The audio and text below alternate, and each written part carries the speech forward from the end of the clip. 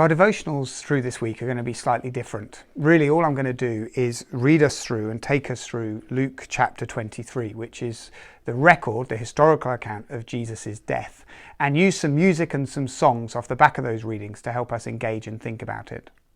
But I actually want to start by reading Psalm 31.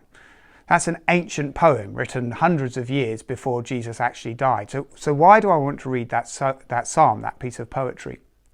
Well, the reason is in Luke's account, with Jesus' very last breath, Jesus quotes from that psalm. He says, "Father, into your hands I commit my spirit," which is taken from sentence 5 of Psalm 31.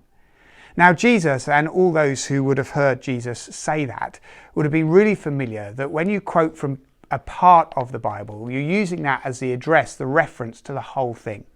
We might say Psalm 31 verse 5, but that address system, chapters and verses, was added much, much later on, in fact only a few hundred years ago. When people wanted to quote a section of the Bible, they'd simply quote a portion that they'd memorized and expect people then to go back and think of the whole lot, and that's what they were referencing. So Jesus is doing that. He has the whole of Psalm 31 in his mind as he says those couple of words, "Father, into your hands I commit my spirit." So what I want to invite you to do is just to listen to the words of Psalm 31 as I read them. And imagine Jesus on that cross, absorbing and taking all the rightful anger of God that should have been poured out onto us, onto himself, willingly, knowingly, consciously doing that so we could be declared free and forgiven.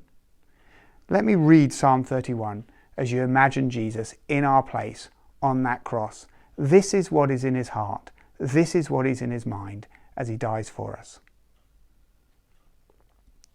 In you, Lord, I have taken refuge. Let me never be put to shame. Deliver me in your righteousness. Turn your ear to me. Come quickly to my rescue. Be my rock of refuge, a strong fortress to save me. Since you are my rock and my fortress, for the sake of your name, lead and guide me. Keep me free from the trap that is set for me, for you are my refuge, and into your hands I commit my spirit. Deliver me, Lord, my faithful God. I hate those who cling to worthless idols. As for me, I trust in you, Lord. I'll be glad and rejoice in your love, for you have seen my affliction, and you knew the anguish of my soul. You have not given me into the hands of the enemy, but you have set my feet in a spacious place. Be merciful to me, Lord, for I am in distress. My eyes grow weak with sorrow, my soul and body with grief. My life is consumed by anguish, and my years by groaning. My strength fails me because of this affliction, and my bones grow weak. Because of all my enemies, I am the utter contempt of my neighbours, and an object of dread to my closest friends. Those who see me on the street flee from me. I am forgotten as though I were dead already. I have become like broken pottery, for I hear many whispering terror on every side. They conspire against me. They've plotted to take my life. But I trust in you, Lord. I say, you are my God. My times are in your hands. Deliver me from the hands of my enemies, from those who pursue me. Let your face shine on your servant. Save me in your unfailing love. Let me not be put to shame, Lord, for I've cried out to you. But let the wicked be put to shame, and be silent in the realm of the dead. Let their lying lips be silent, for with pride and contempt they speak arrogantly against the righteous. How abundant are the good things that you have stored up for those who fear you, that you bestow in the sight of all on those who take refuge in you.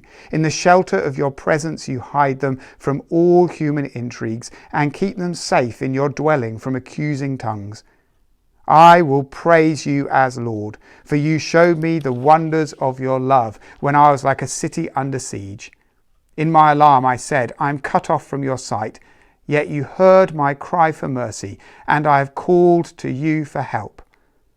Love the Lord, all his faithful people. The Lord preserves those who are true to him, but the proud he pays back in full.